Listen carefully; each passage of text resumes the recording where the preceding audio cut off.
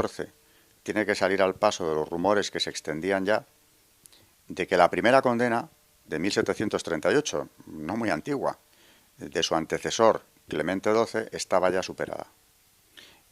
Y dice él que no tendría por qué volver a condenar lo que ya se condenó por un antecesor suyo, pero que ante el insistente rumor que se propaga tiene que hacerlo. Vuelve a condenar e incluye en su texto, que es Providas, todo el texto anterior.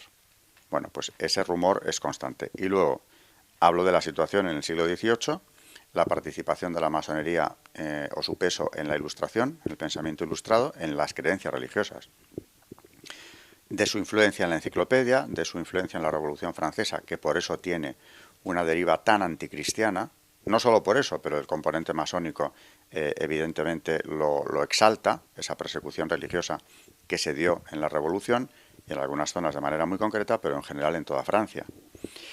Y una vez acabado este capítulo segundo, pues ya empiezo a ver la masonería, o sea, Napoleón, que tuvo que ver con ella, todo un siglo de condenas pontificias que quedan recogidas, las condenas de los papas de todo el siglo XIX, muy contundentes, porque el lenguaje entonces lo era, y llama a la sinagoga Pío IX, por ejemplo, la sinagoga de Satán, y les llaman constantemente los servidores del demonio, los hijos del demonio, hasta llegar a León XIII, que en 1884, como digo, publica esta encíclica, Humanum Genus, donde analiza perfectamente todas las causas de las condenas.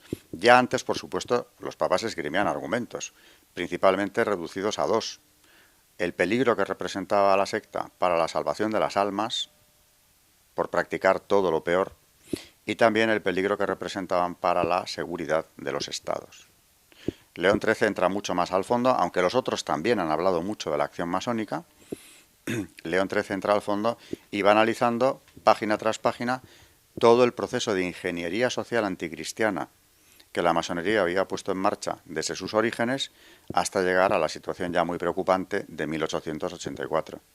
Porque ya habían conseguido, generación tras generación, esto no se improvisa en un año, ni en 20, ni en un siglo, pero con el tiempo sí habían conseguido introducirse en el pensamiento europeo vestidos de liberalismo, de libertades, ¿no?, para conseguir que la demolición de la fe.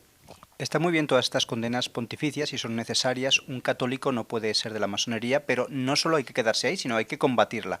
¿Qué soluciones prácticas nos ofrecen los papas de combate, de militancia contra esta sinagoga de Satanás? En primer lugar, León XIII acaba llamando a la oración y a la intercesión de María Santísima, porque dice que ya que, puesto que ella, en su Inmaculada Concepción, derrotó ya a Satanás, o sea, vuelve sobre la idea de que es el bando de Satanás, invoquémosla en este combate terrible, viene a decir, que está entablado.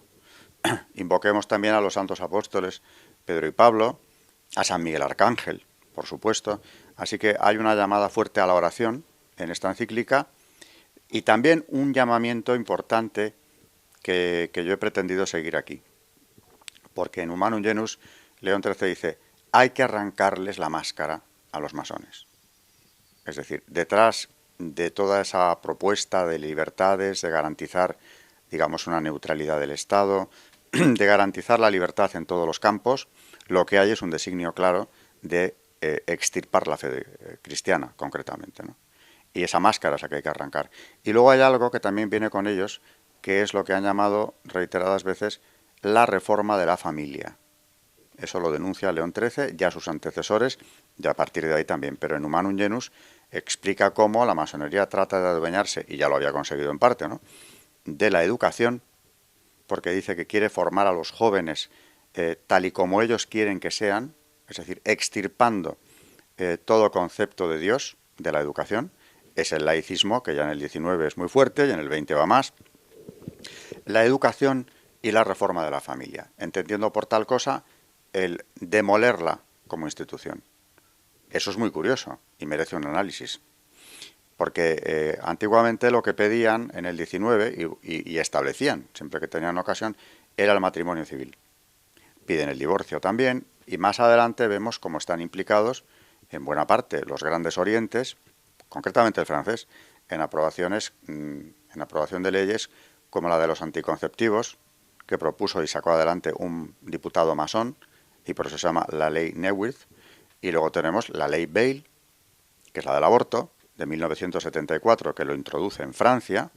Y sobre esto hablo también en el libro porque casualmente en el equipo de asesores de la ministra Bail estaba Pierre Simon, médico francés que llegó a ser el gran maestre del Gran Oriente de Francia y que además cuenta muchos de estos avatares políticos en un libro titulado La vida ante todo, donde lo que hace es atacarla, porque dice que el defender la vida, dice en su libro, requiere tener el valor de rechazarla en ciertos supuestos, y habla del aborto claramente de niños anormales. O sea que en defensa de la vida lo que sostiene es lo contrario, como denunció después el cardenal Ratzinger, que también lo publicó aquí. Aterra leer lo dicho por un jefe, un gran maestre masón francés, dice él, cuando habla de la vida humana como un material sobre el cual trabajar, pero no un derecho primario de la persona. Profesor,